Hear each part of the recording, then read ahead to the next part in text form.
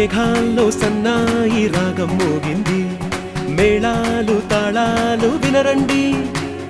సిరికి శ్రీహరికి కళ్యాణం కానుంది శ్రీరస్తు శుభమస్తు అనరండి అచ్చతలు గంటో పెళ్లికి అర్థం చెప్పారంటూ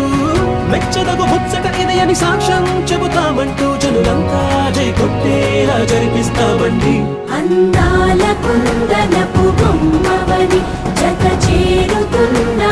చంద్రు